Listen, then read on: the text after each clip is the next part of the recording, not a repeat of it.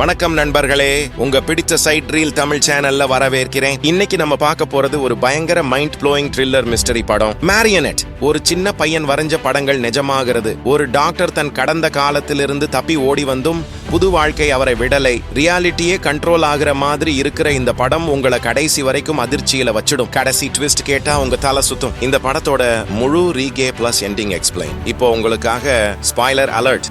இன்னைக்கு நம்ம பார்க்க போற படம் மாரியனெட் 2020. இது ஒரு பயங்கர த்ரில்லர் மிஸ்டரி படம். படம் ஆரம்பிக்கிறதே ஒரு பயங்கர காட்சியோட. ஒரு மருத்துவமனை கூரையில ஒரு ஆளு நிக்கிறான். அவன் தனக்கு தானே பேசிக்கிட்டு இருக்கான். குரல் உடைஞ்சு ரொம்ப வேதனையா இருக்கு. அவன் உடம்பு முழுக்க எண்ணெய் ஊத்திக்கிறான். அப்புறம் இங்க உறக்க கத்துறான். நீங்க இதை நிறுத்த முடியும்னு நினைக்கிறீங்களா? அப்படின்னா முயற்சி பண்ணுங்க. ஆனா இன்னைக்கு நீங்க என்ன எரியறத பார்க்க போறீங்க. அடுத்த நொடியே தீக்குச்சியை பத்த வைக்கிறான். அவன் உடம்பு முழுக்க தீ பிடிச்சு எரியுது. அந்த காட்சி ரொம்ப கொடூரமா இருக்கு. இன்னும் இந்த ஆள் யாரு, ஏன் இப்படி பண்றான் என்கிறது நமக்கு தெரியலை. ஆனா இந்த சம்பவம் பிறகு கதையோட இணையும். இப்ப காட்சி மாறுது. நியூயார்க்ல இருந்து ஸ்காட்லாந்துக்கு புதுசா குடி வந்த டாக்டர் மேரியன் விண்டர் அறிமுகமாகறாங்க. அவங்க ஒரு குழந்தை மனநல மருத்துவர். புது தொடக்கத்துக்காக இங்க வந்திருக்கிறாங்க. எனக்கு மழை ரொம்ப பிடிக்கும்னு சொல்றாங்க. ஆனா உண்மையில அவங்க தன் வாழ்க்கையில நடந்த பெரிய வலியில இருந்து தப்பி ஓடி வந்திருக்கிறாங்க. ஸ்காட்லாந்துல இருக்கிற ஒரு மனநல சிகிச்சை மையத்துல மேரியன் சேர்ந்திருக்காங்க.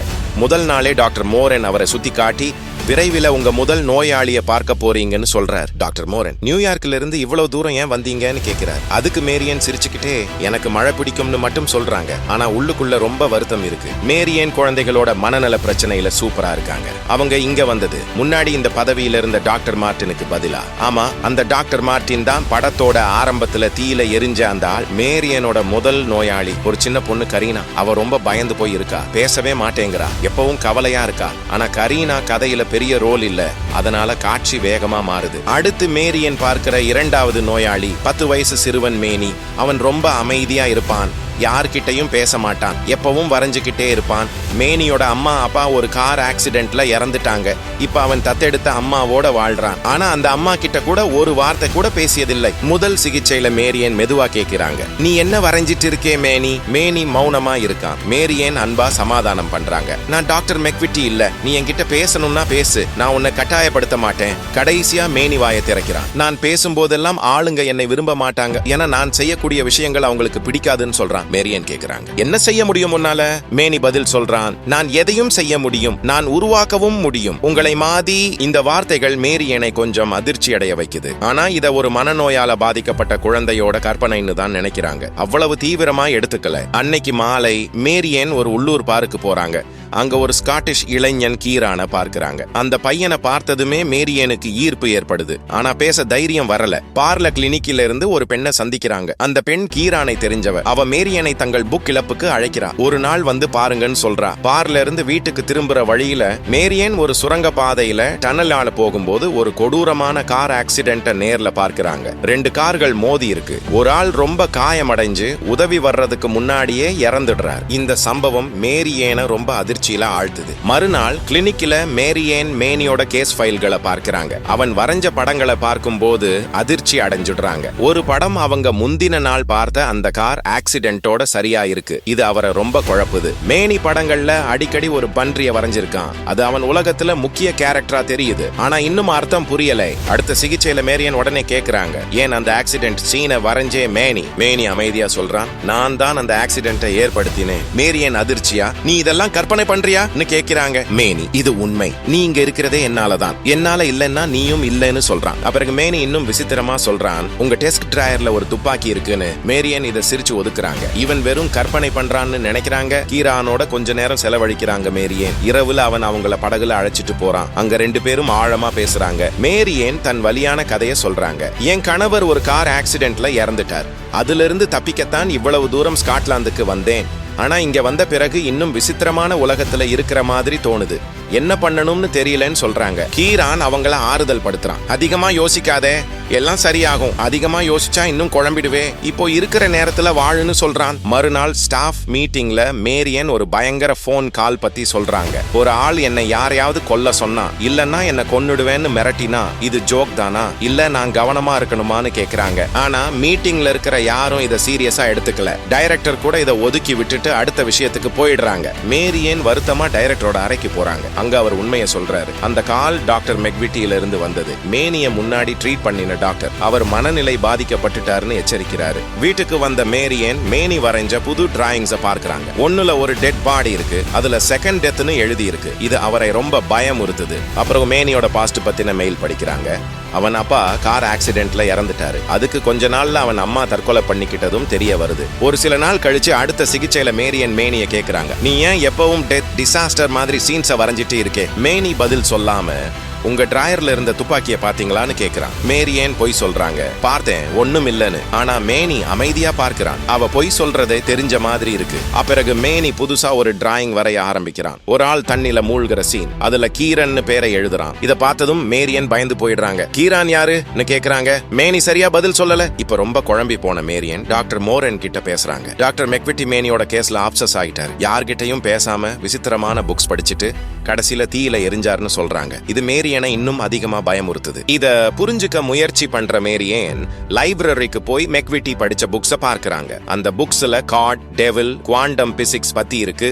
எல்லாம் கண்ட்ரோல், கிரியேஷன் பத்தின விஷயங்கள். பிறகு மேரியன் மேனியோட வீட்டுக்கு போய் அவன் தத்தெடுத்த அம்மா கிட்ட பேசுறாங்க. துப்பாக்கி டிராயிங்ஸ் பத்தி கேக்குறாங்க. ஆனா அந்த அம்மாவுக்கு ஒன்னும் தெரியாது. மேனி அருகிலேயே உட்கார்ந்து மௌனமா வரைஞ்சிட்டு இருக்கான். மேரியன் அவன் கிட்ட போய் புது டிராயிங் என்ன காட்டுன்னு கேக்குறாங்க. மேனி மறுக்கிறான். இது ஃபியூச்சர் பத்தினதுன்னு சொல்றான். மேரியன் கோபமா, கீரானை எப்படி தெரியும்? டிராயர்ல துப்பாக்கி எப்படி வந்துச்சு அப்படின்னு கேக்குறாங்க. மேனி அமைதியா சொல்றான், நீங்க டிராயரை திறந்து பார்த்ததால தான் அது இருந்துச்சு. பார்க்காதிருந்தா இருந்திருக்காது. ஷ்ரோடிங்கர் கேட் மாதிரி பார்க்கிற வரைக்கும் ரெண்டு சாத்தியமும் இருக்கு. இதை கேட்டு கோபமும் பயமும் அடைஞ்ச மேரியன் மேனிய கத்தி திட்டுறாங்க. பயந்த மேனி டிராயிங்க கீழே விடுறான். மேரியன் அதை எடுத்து பார்க்கிறாங்க. ஒரு பன்றி தன்னை தானே சுட்டுக்கிற சீன். அந்த பன்றி தன்னை குறிக்கிறதுன்னு மேரியன் புரிஞ்சுக்கிறாங்க. மேனியோட முந்தின டிராயிங்ஸ் எல்லாம் நடந்திருக்குன்னு தெரிய வருது. கீரானுக்கு ஆபத்துன்னு பயந்து அவர் உடனே ஹார்பருக்கு ஓடுறாங்க. கீரானுக்கு பல தடவை போன் பண்றாங்க. ஆனா அவர் எடுக்கலை. வீட்டுக்கும் போய் பார்க்கிறாங்க. ஆனா அங்க இல்லை. வீட்டுக்கு திரும்பி வந்து நியூஸ் பார்க்கறாங்க.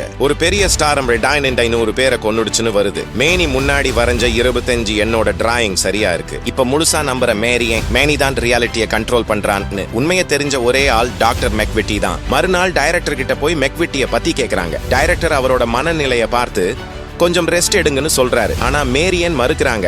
அதை கேட்காம மென்டல் ஹாஸ்பிடல்ல இருக்கிற மெக்விட்டிய போய் பார்க்கறாங்க. அவரோட உடம்பு முழுக்க எரிஞ்சிருக்கு. அவர் மேரியனை எச்சரிக்கிறாரு, மேனிய கொன்னுடு, இல்லன்னா அவன் உன்னை கொன்னுடுவான்னு. மேரியன் வேற வழி இல்லையான்னு கெஞ்சுறாங்க. ஆனா மெக்விட்டி பதில் சொல்லாம நடந்து போயிடுறார். அவர் போன பிறகு மேரியன் செகண்ட் டெத்னு புக் ஒன்ன பார்க்கறாங்க. மேனியோட டிராயிங்ல இருந்த அதே வார்த்தை. பயந்து ஓடி மெக்விட்டிய பிடிக்க முயற்சி பண்றாங்க. ஆனா அதுக்கு முன்னாடியே அவர் ஹாஸ்பிடல் கூரையில இருந்து குதிச்சு தற்கொலை பண்ணிடுறாரு. இப்ப மேரியன் உறுதியா நம்புறாங்க, மேனி சாதாரண குழந்தை இல்லை. மெக்விட்டி இறந்துட்டாருன்னா கீரானும் இறந்துடுவாரோன்னு பயப்படுறாங்க. உடனே ஹார்பருக்கு ஓடி கீரானோட படகோட கயிறை அவுத்து படகை தண்ணில விட்டுடுறாங்க. இப்படி பண்ணா அவர் கடல்ல போக மாட்டாருன்னு நினைக்கிறாங்க. கார்ல உட்கார்ந்து இது எல்லாம் என் மனசுல இருக்கிற கற்பனை தான்னு தன்னை சமாதானப்படுத்திக்கிறாங்க. கொஞ்சம் நிம்மதியா உணர்றாங்க. அப்புறம் மேனியோட பழைய கேஸ் ஃபைல்களை தேடி ஆர்கைவ்ஸுக்கு போறாங்க. அங்க ஒரு புது டிராயிங் இருக்கு. ஒரு ஆள் படகுல தூங்குற சீன். இத பார்த்ததும் அதிர்ச்சி அடைஞ்சு மறுநாள் காலையில கோஸ்டுக்கு ஓடுறாங்க. ரெஸ்கியூ ஒர்க்கர்ஸ் ஒரு படகு விரிசலை கரையில இருந்து இழுத்துட்டு வராங்க. அந்த படகு ஸ்டார்ம்ல அடிச்சு நாசமாகி இருக்கு. அவங்க ஒரு டெட் பாடியை எடுக்கிறாங்க. அந்த ஆள் படகுல தூங்கிட்டு இருந்தப்போ ஸ்டார்ம் அடிச்சு படகு மோதி மூழ்கி இருக்குன்னு சொல்றாங்க. அது கீரான் தான். மேரியன் செய்த எல்லா முயற்சியும் வீண். கீரான் இறந்துட்டார். மேனி தான் ரியாலிட்டியை கண்ட்ரோல் பண்றான்னு அல்லது இந்த உலகத்துல அவன் ஒரு காட் மாதிரின்னு மேரியன் புரிஞ்சுக்கிறாங்க. கீரான் இறந்ததை பார்த்ததும் மேரியன் முழுசா உடைஞ்சு போயிடுறாங்க. எல்லா முயற்சியும் வீண். மேனி தான் ரியாலிட்டியை கண்ட்ரோல் பண்றான், இல்லைன்னா இந்த உலகத்துல அவன் ஒரு காட் மாதிரின்னு புரிஞ்சுக்கிறாங்க. இப்ப அவங்களுக்கு வேற வழி இல்லைன்னு தோணுது. மேனிய கடத்தி நேரா எதிர்கொள்ளணும்னு முடிவு பண்றாங்க. மேனியோட வீட்டுக்கு போய் அவனை பிடிச்சு அழைச்சிட்டு போறாங்க. அப்போ ஒரு பிளாஷ்பேக் காட்சி வருது. மேனி டாக்டர் மெக்விட்டியோட பேசுறான். நான் தான் ஒரே உண்மை. நீங்கள் எல்லாம் என் மனசுக்குள்ள இருக்கிறீங்க.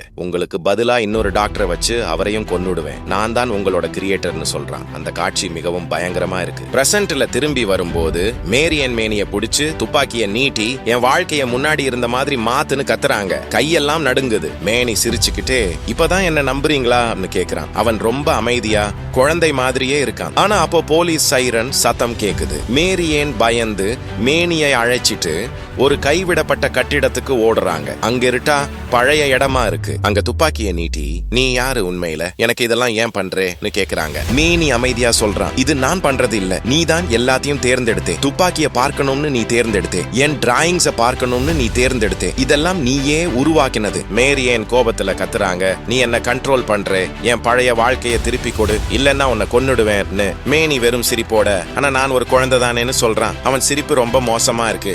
அந்த கோபத்திலையும் நம்பிக்கை இழப்புலையும் மேரியன் துப்பாக்கிய சுட்டுடுறாங்க. மேனி சுட்டு விழுந்துடுறான், ரத்தம் வருது. ஒரு குழந்தைய சுட்டுட்டோமேனு மேரியனுக்கு பயங்கர குற்ற உணர்வு வருது. துப்பாக்கிய கீழே போட்டுட்டு முகத்தை பொத்திக்கிட்டு மண்டிட்டு அழுறாங்க. பொறுக்க முடியாம துப்பாக்கிய திருப்பி தன் தலையில வச்சு சுட்டுக்கிறாங்க, தற்கொலை பண்ணிக்கிறாங்க. இப்ப காட்சி மாறி மேரியனோட பழைய நினைவுகள் வர ஆரம்பிக்குது. கார் ஆக்சிடென்ட்ல அவங்க மயக்கமா இருந்தப்ப கடவுள் கிட்ட பிரார்த்தனை பண்ணி என் கணவரை காப்பாத்து நான் நம்புவேன்னு சொன்னாங்க. அப்புறம் கண் விழிச்சப்போ அவங்க கணவர் உயிரோட இருந்தார். எல்லாம் ஒரு கெட்ட கனவு மாதிரி தோணுச்சு. வீட்டுக்கு வந்து எல்லாம் நார்மலா இருந்துச்சு. ஆனா சின்ன சின்ன விஷயங்கள் ஸ்காட்லாந்து மேனியை ஞாபகப்படுத்துச்சு. இது உண்மையான உலகமா இல்ல மேனியோட உலகமான்னு குழம்ப ஆரம்பிச்சாங்க. இந்த புது வாழ்க்கையும் மேனியோட இன்னொரு கிரியேஷன் தானோன்னு சந்தேகம் வருது. கீரானோட நம்பரை ஞாபகப்படுத்தி அவருக்கு போன் பண்றாங்க. அவர் போனை எடுத்தாலும் மேரியனை அறியவே இல்ல. யாரு நீங்கன்னு கேக்குறாரு. இத கேட்டு அதிர்ச்சி அடைஞ்சு தலை சுத்துற மாதிரி உணர்றாங்க. இது எல்லாம் கனவா இருந்தா கீரானோட நம்பர் எனக்கு எப்படி தெரியும்னு குழம்புறாங்க. ஆனா சின்ன சின்ன விஷயங்கள் மேரியனுக்கு ஞாபகப்படுத்துது. இது உண்மையான உலகமா இல்ல மேனியோட இன்னொரு கற்பனையான்னு குழம்ப ஆரம்பிக்கிறாங்க. கீரானோட நம்பரை ஞாபகப்படுத்தி அவருக்கு போன் பண்றாங்க. அவர் போனை எடுக்கிறார். ஆனா மேரியனை அறியவே இல்லை. யாரு நீங்க கேக்குறாரு. இதை கேட்டு அதிர்ச்சி அடைஞ்ச மேரியன் மறுபடியும் ஸ்காட்லாந்துக்கு போக முடிவு பண்றாங்க. அங்க போனதும் டாக்டர் மேக்விட்டி உயிரோட நல்லா இருக்கார். ஆனா யாரும் மேரியனை அறியவே இல்லை. கிளினிக்கில் இருக்கிற யாரும் அவரை தெரிஞ்ச மாதிரி பேசல. எல்லோரும் இந்த தேடலை விட்டுடுங்க, எங்கேயும் போகாதுன்னு சொல்றாங்க. ஆனா மேரியன் கேட்காம அதே பழைய கட்டிடத்துக்கு போய் மேனிய சந்திக்கிறாங்க. அங்க மேனி உண்மையை வெளிப்படுத்துறான். நான் தான் உண்மை, நீ ஒரு கற்பனை, நான் உன்னை உருவாக்கினேன், நீ என் மனசுக்குள்ள இருக்கிற ஒரு பகுதி, நான் உன்னை டெஸ்ட் பண்ணிட்டு இருந்தேன், ஆனா நீ தோத்துட்டே, மறுபடியும் எல்லாத்தையும் மாத்த பார்த்தேன்னு சொல்றான். மேரியன் இன்னும் நம்ப முடியாம மறுபடியும் துப்பாக்கியை எடுத்து சுட்டுக்கிறாங்க. இப்ப மறுபடியும் கண் விழிக்கிறாங்க. இது ஒரு இன்னொரு இடம். ஒரு தெரபிஸ்ட் அறையில் இருக்கிறாங்க. அங்க வைத்தியர் அவர்கிட்ட சொல்றாரு, உண்மை என்னன்னு புரிஞ்சுக்கணும், மேனிதான் உண்மையானவன், நீ அவன் மனசுக்குள்ள இருக்கிற ஒரு கற்பனை பாத்திரம் மட்டும்தான். இறுதியா மேரியன் எல்லாத்தையும் ஞாபகப்படுத்திக்கிறாங்க. தன் குற்ற உணர்வு, கணவரோட இழப்பு எல்லாம் ஒரு பெரிய கிரீஃபா இருந்துச்சுன்னு புரியுது. கடைசியில மேரியன் தன் வாழ்க்கையை ஏத்துக்கிட்டு உண்மையான ரியாலிட்டியை ஏத்துக்கிட்டு மறுபடியும் வாழ ஆரம்பிக்கிறாங்க. கிரீஃபை தாண்டி கில்ட்டை விட்டுட்டு ஹீல் ஆகிற தைரியம் வருது. அப்படியே படம் முடியுது. இது கிரீஃப், கில்ட், ரியாலிட்டி, இமேஜினேஷன் பத்தின ஒரு பெரிய எமோஷனல் முடிவு.